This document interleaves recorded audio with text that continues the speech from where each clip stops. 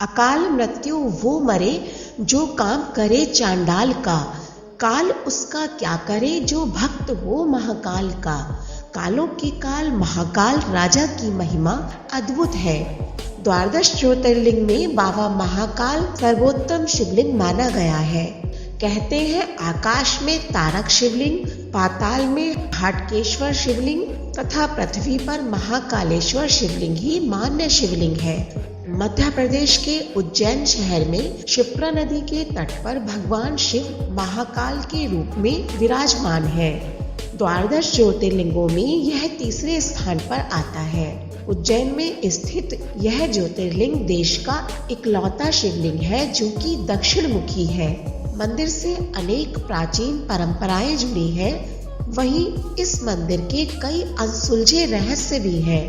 भगवान शिव के कई नाम हैं। सदियों से उन्हें महादेव, भोले शंकर, शंकर, शंभु, त्रिलोकपति के नाम से पुकारा जाता है, लेकिन उज्जैन में उन्हें महाकाल के नाम से पुकारा जाता है। आखिर भगवान शिव को यह नाम क्यों मिला और क्यों उन्हें कालों का काल कहा गया है?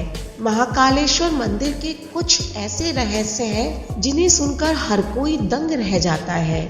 तो आखिर क्या है वो रहस्य और कैसे हुए भगवान महाकाल? जानेंगे सभी रहस्य अपनी आज की इस वीडियो में। तो वीडियो के अंत तक जरूर बने रहें और कमेंट बॉक्स में जय महाकाल लिखना बिल्कुल भी ना भूलें। तो आइए वीडियो को शुरू करते हैं। नमस्कार, स्वागत है आपका सनातन ज्ञान और संस्कार चैनल में। महाकाल का संबंध केवल मृत्यु से है, परंतु यह पूरा सच नहीं है। काल के दो अर्थ होते हैं, एक समय और दूसरा मृत्यु। काल को महाकाल भी कहा जाता है क्योंकि प्राचीन समय में यहीं से पूर्ण विश्व का मानक समय निर्धारित होता था। इसीलिए इस ज्योतिर्लिंग का नाम महाकालेश्वर रखा गया। सबसे पहले जानते हैं कि भगवान शंकर को महाकाल क्यों कहा जाता है। कहा जाता है कि उज्जैन, जिसे पहले उज्जैनी और अवंतिकापुरी के नाम से जाना जाता था, यहाँ एक शिव भक्त ब्राह्मण निवास करता था। अवंतिकापुरी की जनता दूषण नाम के राक्षस के प्रकोप से त्राही त्राही कर रही थी। लोग उसे काल के नाम से जानते थे। ब्रह्मा जी से दूषण को कई शक्तियां मिली हुई थीं, जिनका दुरुपयोग कर कर वह निर्दोष लोगों को परेशान करता था। राक्षस की शक्तियों के प्रकोप से ब्राह्मण काफी दुखी था। उसने भगवान शिव से राक्षस के नाश की प्रार्थना की, लेकिन भगवान ने काफी वक्त तक कुछ नहीं किया। प्रार्थनाओं का असर न होता देख एक दिन ब्राह्मण भगवान शिव से नाराज हो गया और उनका पूजन बंद कर दिया। अपने ब्राह्मण भक्त को दुखी देखकर भगवान शिव हुंकार के रूप में प्रकट हुए और दूषण का वध कर दिया। क्योंकि लोग दूषण को काल कहते थे, इसीलिए उनके वध के कारण भगवान शिव का नाम महाकाल पड़ा। काल का वध करने के कारण ही बाबा महाकाल की पूजा का विशेष महत्व है। कहा जाता है कि जो भी भक्त सच्चे मन से बाबा महाकाल की आराधना करता है, उसे कभी मृत्यु का भय नहीं डराता, ना ही कभी उसकी अकाल मृत्यु होती है। मंदिर में अकाल मृत्यु के निवारण के लिए बाबा महाकाल की विशेष पूजा की जाती है। महाकालेश्वर मंदिर में होने वाली भस्म आरती का क्या रहस्य है? भगवान शिव ने जब दूषण का वध किया था तो उसी की राख से अपना श्रृंगार किया। इसी वजह से इस मंदिर का नाम महाकालेश्वर रख दिया गया और शिवलिंग की भस्म से आरती की जाने लगी।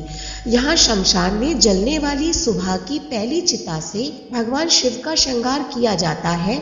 इस भस्म के लिए पहले से लोग मंदिर में रजिस्ट्रेशन कराते हैं और मृत्यु के बाद उनकी भस्म से भगवान शिव का श्रृंगार किया जाता है। भगवान शिव के शिवलिंग पर चिता की ताजी भस्म से आरती की जाती थी और इसी से उनका श्रृंगार भी होता था। एक कथित कथा के अनुसार प्राचीन काल में प्रतिदिन एक मुर्दे की राख से भस्म आरती की जाती थी, परंतु एक बार उज्जैन के शमशान में कोई भी शव नहीं मिलने के कारण उस समय के पुजारी ने अपने ही पुत्र की बलि देकर उसकी चिता की राख से भस्म आरती की। जिससे भगवान महाकालेश्वर अत्यधिक प्रसन्न हुए और उन्होंने पुजारी के पुत्र को जीवन दान देते हुए कहा कि आज से उनकी आरती कपिलाकाय के गोबर के कंडे से की जाए। तभी से उनकी आरती नियमित रूप से कपिलाकाय के गोबर से की जाती है। दक्षिण मुखी शिवलिंग इस समय पूरे संसार के सभी शिव मंदिरों को स्थापित शिवलिंग और अन्य ज्योतिर्लिंग की जलाधारी उत्तर दिशा की ओर होती है, किंतु महाकालेश्वर ही एक ऐसा ज्योतिर्लिंग है जिसकी जलाधारी दक्षिण दिशा की ओर है। इसीलिए इसे दक्षिण मुख महाकाल के नाम से भी जाना जाता है। दक्षिण दिशा काल की होती है और भगवान शंकर महाकाल है, इसीलिए महाकालेश्वर मंदिर की जलाधारी दक्षिण दिशा की ओर है। श्री नाथ चंद्रेश्वर मंदिर का क्या रहस्य है? राजसमंद श्री नाथ चंद्रेश्वर मंदिर महाकालेश्वर मंदिर के बारे में तो आप सभी जानते ही होंगे, लेकिन आप में से शायद ही कोई ऐसा व्यक्ति होगा जो श्री नाथ चंद्रेश्वर मंदिर तक पहुंचा होगा।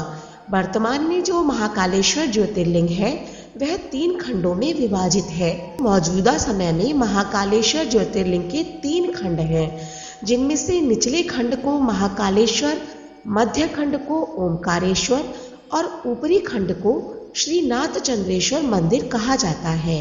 इनमें से नाथ चंद्रेश्वर शिवलिंग के दर्शन बहुत ही दुर्लभ हैं, क्योंकि इस शिवलिंग के दर्शन साल में केवल एक ही बार नागपंचमी के दिन किए जा सकते हैं। ऐसे में बहुत दुर्लभ माने जाने वाले इसके दर्शन बहुत कम लोग ही कर पाते हैं। क्यों यहाँ पर रात नहीं बिताता कोई भी राज्य मंत्री, प्रधानमंत्री? आखिर क्या कारण है? कहते हैं उज्जैन का एक ही राजा है और वह है महाकाल बाबा। विक्रमादित्य के शासन के बाद यहाँ कोई भी राजा रात में नहीं रुक सकता। जिसने भी ये दुस्साहस किया वह संकटों से गिरकर मारा गया।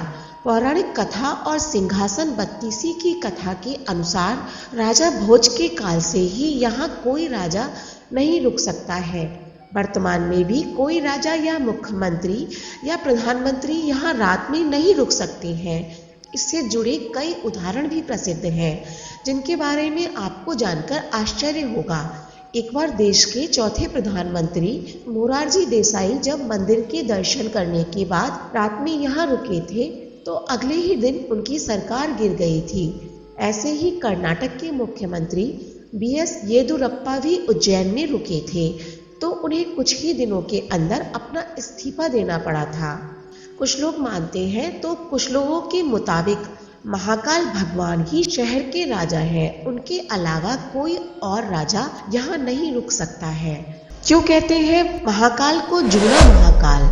शिवलिंग को नष्ट करने की कोशिश की गई, जिसके कारण पुजारियों ने इसे छुपा दिया और इसकी जगह दूसरा शिवलिंग रखकर उसकी पूजा करने लगे। बाद में उन्होंने उस शिवलिंग को वही महाकाल के प्रांगण में अन्य जगह स्थापित कर दिया, जिसे आज जूना महाकाल कहा जाता है। हालांकि कुछ लोगों के अनुसार असली शिवलिंग को छेड़छाड़ होने से बचाने के लिए ऐसा किया गया। महाकाल ही है जो काल को निर्धारित करते हैं। विश्व भर में कालगणना की नगरी कहे जाने वाले उज्जैन में मान्यता है कि भगवान महाकाल ही समय को लगातार चलाते हैं और काल भैरव काल का नाश करते हैं। तो मित्रों, कैसी लगी भगवान महाकाल मंदिर के बारे में दी गई जानकारी? हमें उम्मीद है आपको ये वीडियो पसंद आई होगी। वीडियो अच्छी लगी हो तो लाइक करें और ज़्यादा से ज़्यादा शेयर करें। ऐसी ही धार्मिक वीडियोस देखने के लिए हमारे चैनल को सब्सक्राइब करें। धन्यवाद।